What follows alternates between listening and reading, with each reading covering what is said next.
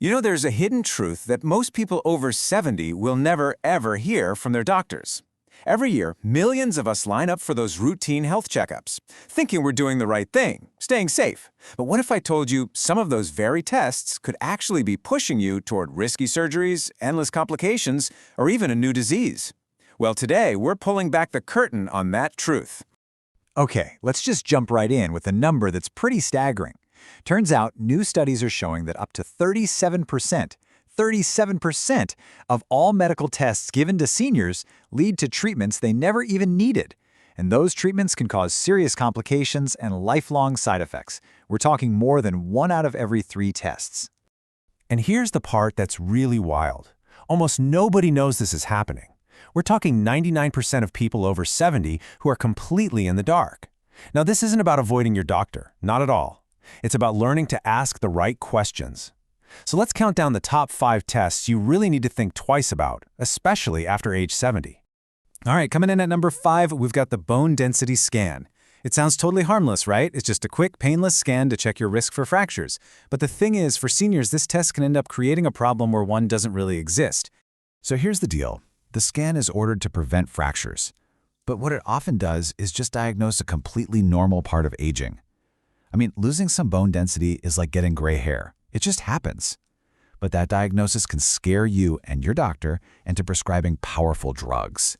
And these drugs can have truly awful side effects, like jaw necrosis, all for what studies show is a benefit of less than 0.5%. It's tiny. And this is where you really see the human cost. Take the story of Rose, a 76-year-old who loved playing the piano. A scan showed she had mild bone loss, a condition called osteopenia. The drug she was put on absolutely wrecked her quality of life. The better path for so many people? Lifestyle changes. Things like weight-bearing exercise and good nutrition have been proven to slash fracture risk by over 20% without any of those side effects. Okay, on to number 4, brain MRIs for memory loss.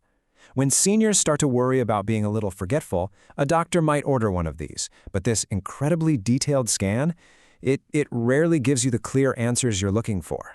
Instead, it often just creates a whole new kind of fear. Now, check out this data, because it's pretty eye-opening. In a huge review of over 3,000 scans, a whopping 86% of them showed some kind of abnormality. You know, a little bit of shrinkage or some white matter spots. But then look at that second bar. Only 3%, just 3% of those findings were actually linked to a condition that could be treated. And the rest? Well, they're just normal age-related changes that end up triggering this whole cascade of anxiety.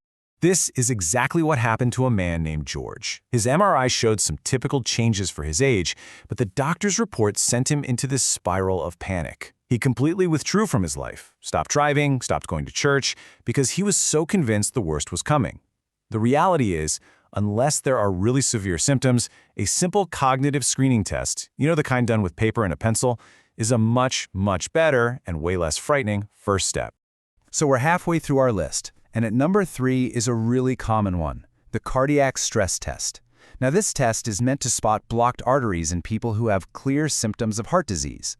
But for seniors who don't have those symptoms, this test can often do a lot more harm than good.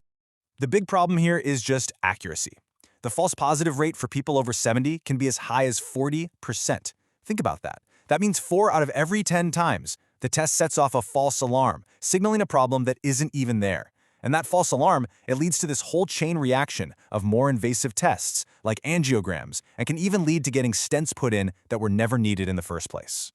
And this is precisely the story of Raymond. He just mentioned to his doctor that he felt a little tired walking up hills, so the doctor ordered a stress test, just to be sure.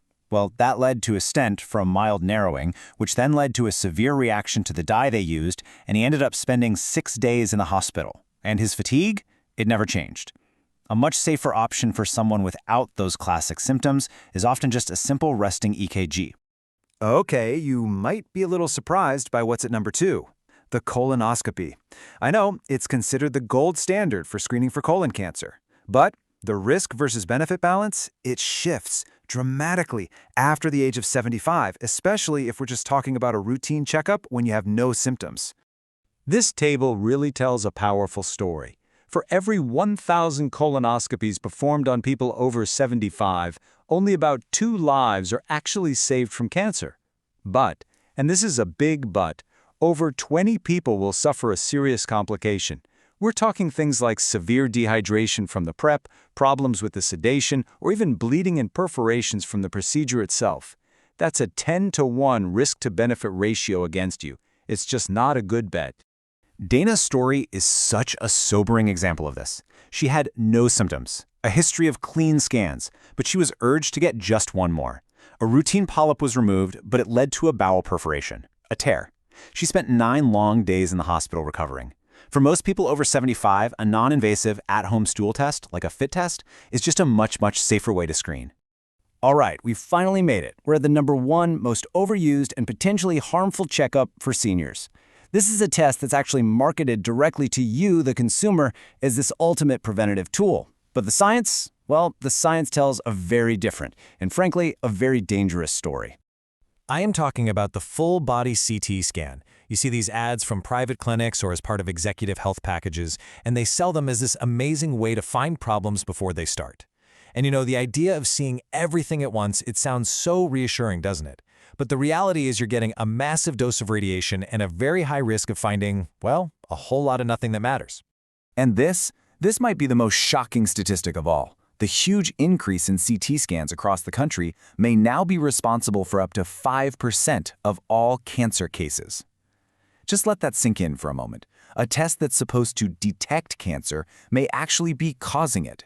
To put that 5% number into perspective for you, it's about the same cancer risk as drinking alcohol every single day.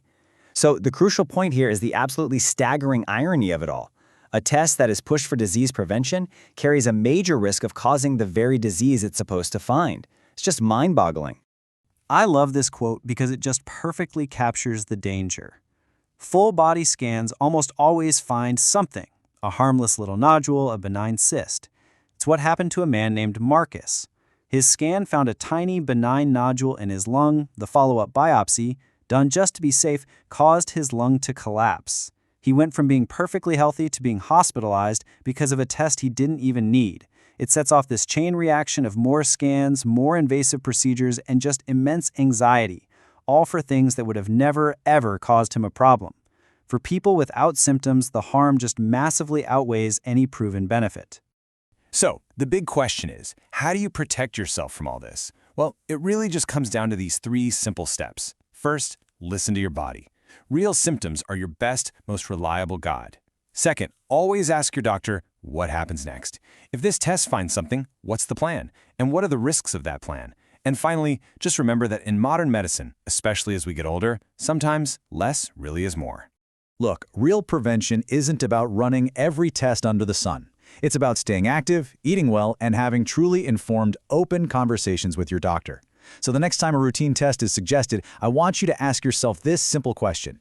Is this test truly a safeguard, or is it a gamble you don't really need to take?